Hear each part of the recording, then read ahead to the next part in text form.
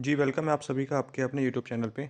M4R5 के 50 question discuss कर लिए थे, यानी सिर्फ एक ही वीडियो हो पाई है अभी। ये हमारी सेकंड वीडियो है M4R5 की। इसमें भी 50 से क्वेश्चन डिस्कस करेंगे जो नेलेट के ऑफिशियल क्वेश्चन पेपर में दिए हुए हैं। नेलेट ने खुद कि बच्चा अपना सिलेबस पूरा करने के बाद इनको अगर सॉल्व करेगा तो उसको हेल्प होगी और उसको पता भी चलेगा कि उसको कितनी नॉलेज है और कितनी नहीं है। तो इसलिए ये इंपॉर्टेंट क्वेश्चन है आपके एग्जाम के पॉइंट ऑफ व्यू से, ध्यान से देखिएगा। क्वेश्चन कोई सा भी एग्जाम में आ सकता है, एग्जाम ऑनलाइन कंप्यूटर पे होगा आपका, इसलिए कहा नहीं जा सकता क्वेश्चन कहाँ से कैसे और घुमा के कुछ तरीके से पूछा जाए। ये क्वेश्चन है आपके सामने, यहाँ पे आप देख सकते हैं कि आईओटी पारिस्थितिकी तंत्र में निगरानी और रिमोट सेंसिंग क्षमताओं वाले विशिष्ट पहचान वाले उपकरणों को कहते हैं things in an IoT ecosystem devices with unique identities having monitoring and remote sensing capabilities are known as things कहते हैं उसको। आप जानते होंगे, नहीं जानते तो इसका राइट आंसर थिंग्स है, ऑप्शन नंबर है। 52 में है एक विशिष्ट दे क्वेश्चन बड़े बड़े आते हैं इसमें, आपको अगर पता हो तो। जो ये M4R5 है इसमें क्वेश्चन की लैंग्वेज बड़ी हो जाती है, क्योंकि इस तरीके का ही आपका ये क्वेश्चन बनते हैं इसमें। ठीक है, यहाँ पे एक विशिष्ट आईओटी इकोसिस्टम डिज़ाइन, आईओटी यानी internet of things, ecosystem design जो व्यक्तिगत नोड डिवाइस और उनके प्रोटोकॉल को संदर्भित करता है, जिसका उपयोग कार्यात्मक आईओटी पारिस्थितिकी तंत्र बनाने के लिए किया जाता है, उसे हम कहते हैं फिजिकल डिज़ाइन। क्या कहते हैं? Physical design, option number B. 53 में है आईओटी पारिस्थितिकी तंत्र में उपलब्ध विभिन्न प्रकार के संचार मॉडल आमतौर पर निम्नलिखित श्रेणियों में आते हैं। तो इसमें यहाँ पे लिखा है request response model, push pull model, publish subscribe model या ऑल ऑफ दीज, उपरोक्त सभी, ऑप्शन नंबर डी। 54 में डैश एक आईओटी सिस्टम का डिज़ाइन है जो दर्शाता है कि वास्तव में घटकों को किसी विशेष फंक्शन को पूरा करने के लिए कैसे व्यवस्थित किया जाए। तो यहाँ पे अगर आप इंग्लिश में क्वेश्चन पढ़ते हैं समझ में भी आ जाता है। Dash is a IoT system design which depicts how actually the components should be arrange to be complete a particular function. तो इसमें आ जाएगा आपका logical design, option number A. ठीक है, नेक्स्ट है आपका 55 है I triple E 802.16 protocol stack commonly referred as. ये जो प्रोटोकॉल है यहाँ पर दिया गया है स्टैक, ये किस नाम से संदर्भित है? तो वाई मैक्स, किस नाम से जाना जाता है इसको? वाई मैक्स के, ऑप्शन नंबर सी हो जाएगा, ऑप्शन नंबर सी। ठीक है, वाई मैक्स, WIMAX। IoT अनुप्रयोग परत प्रोटोकॉल में शामिल है। तो देखिए इसमें यहाँ पे MQTT और HTTP, message queuing telemetry transport और हाइपर टेक्स्ट ट्रांसफर प्रोटोकॉल दोनों ही है, ऑप्शन नंबर इसका डी हो जाएगा। 57 में है OSI मॉडल की कौन सी ऐसी लेयर है जिस पर भौतिक यानी फिजिकल परत पर बिट्स को फ्रेम में परिवर्तित किया जाता है? Bits at physical layer are converted to frames at कौन सी layer? Data link layer of OSI model. OSI में 7 लेयर होती हैं अगर आप जानते होंगे। ठीक है, तो उसमें से आपकी डेटा लिंक लेयर, प्यारे दोस्त, सेकंड लेयर होती है। PD यानी दोस्त, यानी D से आपका डेटा लिंक लेयर होती है। ठीक है ना। 58 में है आपका टाइप, कह रहा है कि types type of fibre cable suffers from high signal dispersion. तो यहाँ पे कह रहा है डैश प्रकार के फाइबर केबल उच्च सिग्नल फैलाव से ग्रस्त है। तो मल्टी मोड हो जाएगा इसका right answer, option number B. ठीक है, नेक्स्ट क्वेश्चन है आपका 54 है, सॉरी 59 क्वेश्चन है। यहाँ पे कह रहा है कि ISO और OSI मॉडल में ट्रांसपोर्ट लेयर का काम क्या है? तो नोड टू नोड डिलीवरी। ठीक है, नोड टू नोड डिलीवरी इसका काम होता है। ऑप्शन नंबर किसका? ट्रांसपोर्ट लेयर का, तो इस ऑप्शन नंबर है 60 है। एक सामान्य माइक्रो कंट्रोलर में शामिल होता है क्या? Timers, memory, input output ports या ऑल ऑफ दीज, यानी सभी, ऑप्शन नंबर डी। इलेक्ट्रॉनिक उपकरण में माइक्रो कंट्रोलर के लाभों में शामिल है क्या? इसका भी ऑप्शन नंबर डी हो जाएगा, यानी सेव पावर कंज्यूम, और उसके बाद है आपका मेकिंग सर्किट कॉम्पैक्ट और आपका सेविंग कॉस्ट, तीनों के तीनों, option number D right answer. जब दो ऑप्शन सही लगे और तीसरे में यानी फोर्थ में आपको ऑल ऑफ दीज है तो वही लगाएं आप। सेंसर जो संवेदित पैरामीटर के समानुपाती निरंतर संकेत उत्पन्न करते हैं उनको हम एनालॉग सेंसर कहते हैं, ऑप्शन नंबर ए।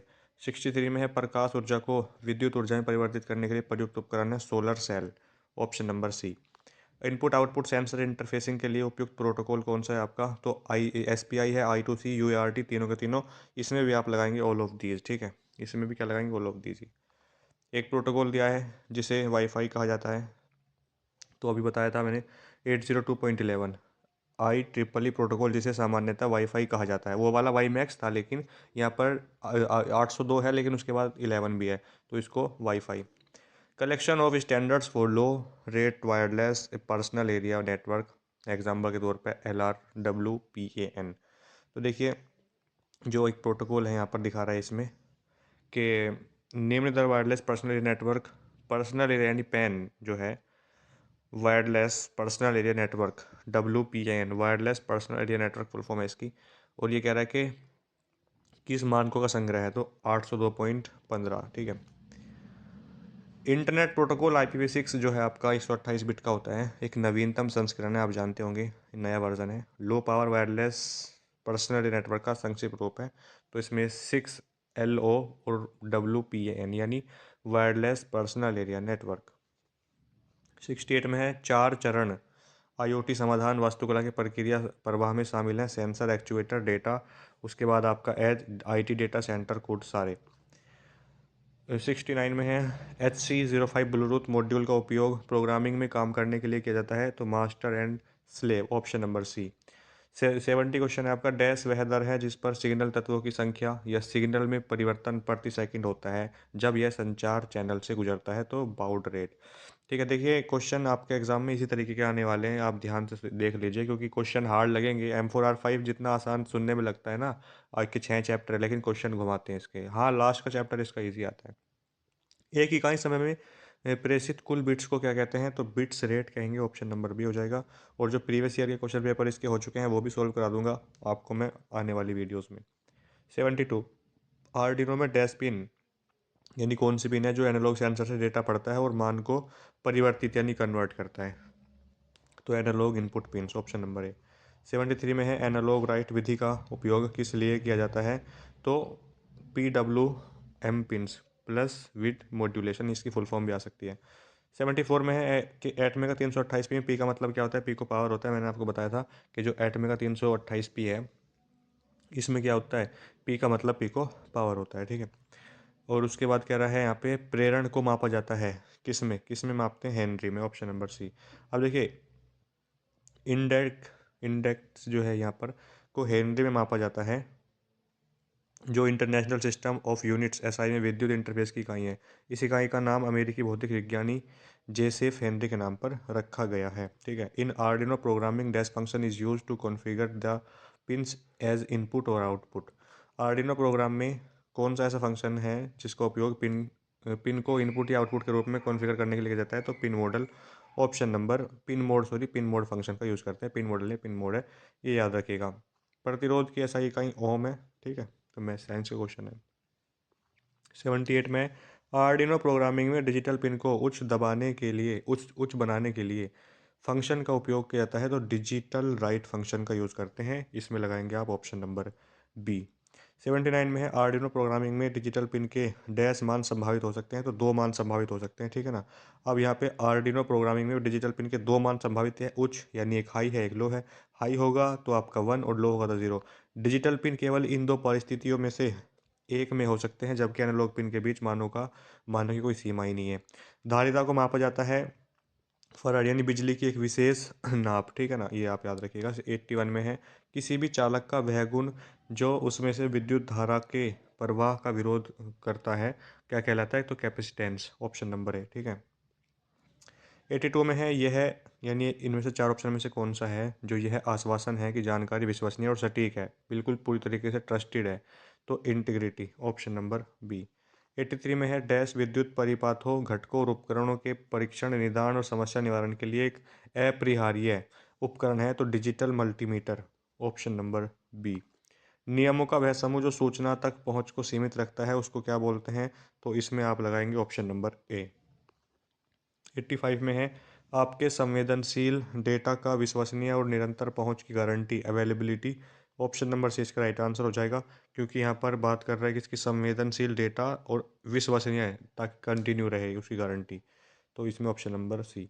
इंटरनेट पर एक ही संदेश की कई प्रतियाँ यानी फोटोकॉपी, जिसे फोटोकॉपी कराते हैं ना, प्रतियाँ उसकी बोलते हैं कॉपी को, ईमेल की बाढ़ ला रहा है, तो स्पैम, क्या स्पैम, ऑप्शन नंबर है। एक ही संदेश की यानी एक ही कोई मैसेज है उसकी आपको हज़ारों कॉपी मिल रही है एक तरीके से, तो वो हो जाएगा। 87 में है इंटरनेट पर एक ही संदेश की कई प्रतियां, तो इसमें देखिए इंटरनेट पर एक ही संदेश की कई प्रतियां यानी कॉपी आमतौर पर ईमेल कि बाढ़ ला रहा है, इसमें फ़िशिंग है, ठीक है? इसमें क्या लगाएँगे आप फ़िशिंग, लेकिन क्योंकि ऑप्शन में स्पैम नहीं है तो फ़िशिंग इसमें राइट आंसर यहाँ पर आपका लगेगा। लेकिन इंटरनेट पर एक ही संदेश की कई प्रतियाँ, आमतौर पर ईमेल की बाढ़ ला रहा है, ये क्वेश्चन ऊपर भी है और नीचे भी आप अगर देख रहे हो, लेकिन ऑप्शन देखेंगे अगर आप, ऊपर स्पैम एक तरीके से, फ़िशिंग भी एक तरीके से अटैक ही होता है एक तरीके से, तो इसमें आपको ये याद रखना है, ठीक है? क्वेश्चन दोनों में से दोनों के आंसर अलग है, लेकिन ऑप्शन भी तो अलग है। सी प्रोग्रामिंग भाषा में प्री प्रोसेसरों को डैश प्रतीक के साथ यानी हैशटैग क्या करते हैं, ठीक है, निर्दिष्ट किया जाता है। उसके बाद 89, सी प्रोग्रामिंग लैंग्वेज यानी सी लैंग्वेज में, सी भाषा में कौन सा कथन कथन का आउटपुट है? ये जो कथन है इसका आउटपुट हो जाएगा ऑप्शन नंबर ए। क्या रिटर्न करेगा ये आपको ये पूछ रहा है। तो यहाँ पे अगर आप देखते हैं इधर जो आउटपुट है इसका, कह रहा है कि जो एक दो है वो एक से बड़ा है, ठीक है, रिटर्न करना है आपको वन और रिटर्न करना है टू। तो इसमें रिटर्न ऑप्शन नंबर ए आ जाए, एक आएगा। कौन सा सी भाषा में, और प्रैक्टिकली सीखना है तो क्लासेस देखिए कम अक्सर की वहाँ पे। कौन सा सी भाषा में लॉजिकल ऑपरेटर नहीं है? अब लॉजिकल ऑपरेटर नहीं है तो इसमें क्या लगाएंगे आप, जो आपका आपने सुना होगा जो ये सिंबल होता है फुल स्टॉप, इसको ऑपरेटर नहीं माना जाता है, ठीक है, सिंगल फुल स्टॉप। सी भाषा में बिटवाइज पूरक ऑपरेटर है, ऑप्शन नंबर सी पे, ये सांप सा लेटा हुआ जो है इस तरीके से। डैश एक प्रोग्राम है जो वैध कंप्यूटर प्रोग्राम के साथ मुफ्त रूप से जुड़कर, सॉरी गुप्त रूप से, मुफ्त नहीं गुप्त रूप से जुड़कर, यहाँ पे लिखा हुआ है गुप्त रूप से जुड़कर, secretly attaching itself with valid computer program and later steals information. तो इसमें कह रहा है कि गुप्त रूप से जुड़कर कंप्यूटर सिस्टम में प्रवेश करता है और बाद में जानकारी चुरा लेता है, तो ट्रोजन हॉर्स एक तरीके से आपका ये वायरस हो सकता है साबित, क्योंकि ये कंप्यूटर है जो वैध कंप्यूटर में, जो अच्छे वैध यानी वैलिड कंप्यूटर हैं, is a program which enter computer system by secretly, तो उसको हैक करता है एक तरीके से, उसके डेटा को चुराता है, ट्रोजन हॉर्स। 93 में है डैश एक उपयोग आर्डिनो से जुड़े उपकरणों के साथ सीरियल संचार के लिए किया जाता है, तो UART। इसकी फुल फॉर्म कमेंट बॉक्स में लिखेंगे क्या होती है।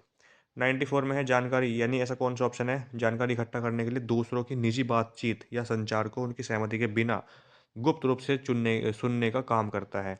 तो इसमें देखिए क्या कह रहा है यहाँ पर, जानकारी इकट्ठा करता है दूसरों की निजी बातों को, पर्सनल बातों को, और संचार उनकी बातों को और उनकी सहमति के बिना उसको सुनने का काम करता है। तो इसमें आप क्या लगाएंगे, option number D, option number D लगाएंगे इसमें, इवेस ड्रॉपिंग, ठीक है।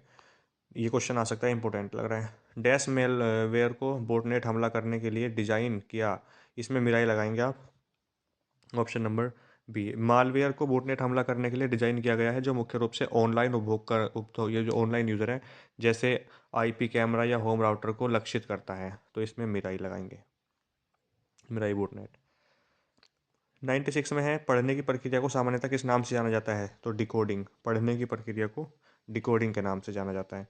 97 में है संगठन के भीतर यानी कौन सा है जो एक ऑर्गेनाइजेशन के अंदर संचार के लिए उपयोग किया जाने वाला दस्तावेज है, तो देखिए वो इसमें हो जाएगा आपका मीमो। और कानूनी मामलों में साक्ष्यों के रूप में कौन सा, तो नोटिस, जो कानूनी मामले होते हैं उनमें आपको अदालत में कोई पेश करना है तो वो। बातचीत के दौरान श्रोताओं के लिए अर्थ समझने के लिए सबसे महत्वपूर्ण क्या है, तो देखिए कह रहा है कि बातचीत अगर आपको करनी है तो जैसे आप किसी के साथ बातचीत करें तो सबसे ज़्यादा सहायक क्या हो सकता है आपके लिए, तो इसमें आपको लगना है टोन और पिच, तो ऑफ यानी दोनों ही, ऑप्शन नंबर सी। और 100 नंबर है आपका कि कौन सा वैध बायोडेटा प्रारूप नहीं है, तो पोर्टफोलियो, पोर्टफोलियो आपका वैध बायोडेटा प्रारूप नहीं होता है। रिज्यूम में आपने सुना होगा, ठीक है, तो उसी तरीके से यहाँ पे रिज्यूम फॉर्मेट, पोर्टफोलियो में पोर्टफोलियो रिज्यूम फॉर्मेट, तो ये आपका इस तरीके से, इसका ऑप्शन नंबर ए लगाएंगे आप, ठीक है। IoT की फुल फॉर्म आप जानते ही होंगे, इंटरनेट ऑफ थिंग्स होती है, ठीक है ना। और व्हाट इज़ IoT, IoT है क्या, तो network of physical objects embedded with sensor, option number ए इसमें। बाकी इन जो IoT है इसका विकास किसने किया, केविन एस्टन ने 1999 में, ठीक है ना। और इंटरनेट ऑफ थिंग्स जो है ये शब्द किस वर्ष आया, 1999 में आया था, ये आपको याद रखना है। और बस ये PDF हमारी होती है पूरी, जो नेलेट के ऑफिशियल क्वेश्चन पेपर में 100 MCQ थे वो पूरे कर लिए हैं। तो 50 क्वेश्चन इससे पहले वाली वीडियो में बताए थे मैंने आपको, 50 इसमें बता दिए हैं, पूरे 100 क्वेश्चन हो गए हैं। और इन 100 क्वेश्चनों में से ज़्यादा मैं बड़ी बात नहीं कर रहा अपनी, लेकिन हाँ 15 से ज़्यादा क्वेश्चन आपको इन्हीं 100 क्वेश्चन से मिल जाएंगे आपको, अगर आपने ध्यान से वीडियोज़ को देखा होगा।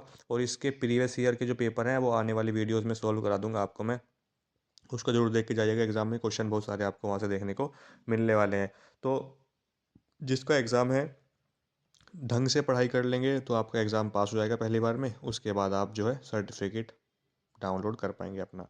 Thank you.